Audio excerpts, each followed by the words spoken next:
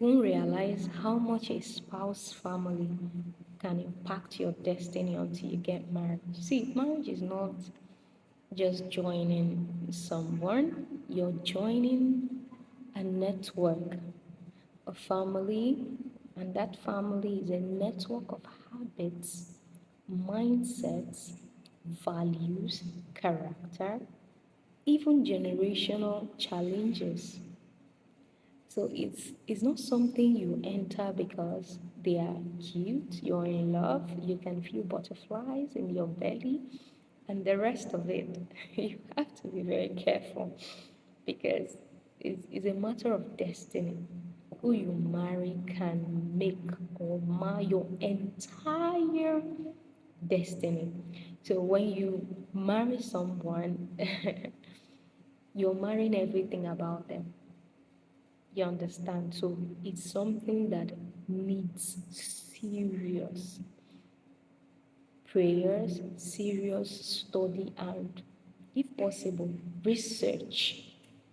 That is why I kind of miss some of our traditions whereby your parents we have to go and ask questions in the village, try to find out more about their background. These kind of traditions, I think they shouldn't be abolished. Some of these good traditions that are important, like they help in one way or the other, it shouldn't be abolished.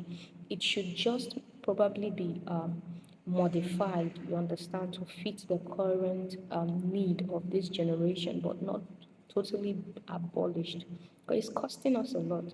Now, look at Phillis Wheatley. I'll use her as an example. She was a slave girl who was adopted by the Wheatley family. They provided her with education, guidance, leverage, even opportunities that shaped her success, you get. And she wrote poems, she spoke in congresses that were strictly for white people, you understand. But after she gained freedom and got married to John Peters, it was written historically that John Peters is poor. In short, the family of John Peters were regarded as poor. And one thing shocked me, one thing shocked me, and that was the fact that she never published any poem after her marriage. Her manuscript, the second volume of her poem, got lost. As a matter of fact, she died at age 31 with so many challenges, such as losing her children. It was recorded that none passed infancy. And it got me thinking, like, I had to pause because it's one of the um, stories we read during our Caribbean literature classes. It's one of the handouts, and that part of the story stuck to me. It stuck to me, and I started reading up, researching about her, and that was one of the things that led to this video you're watching right now. You understand? Honestly, you have to be careful.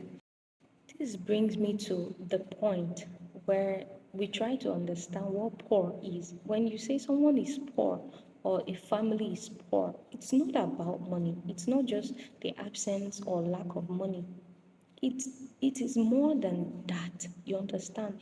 It can mean people, family, or a person with limiting mindset, unhealthy habits, values that conflict with growth and vision. These are the differences. You understand? You need to know the difference between being poor and being broke.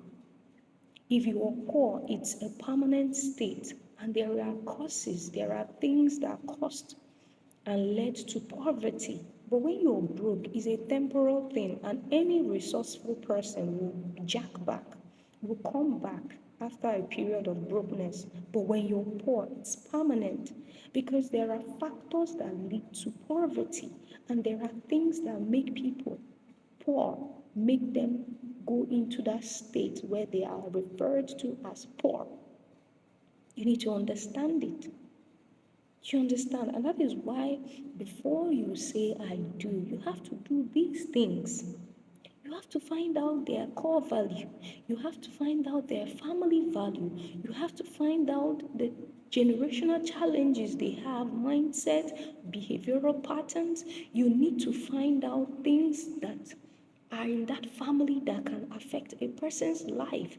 You need to know if their family value, culture, and habits align with your line and vision, especially as a person with big dream. It's better you ask these questions, make these researches, ask these sensible questions. Now, it will look like it's too much, but it's better to do it before you enter than when you enter. In short, doing it before you enter saves you a lot. But when you enter, it might take your whole life, like it might take a lifetime battle, as in battling with this.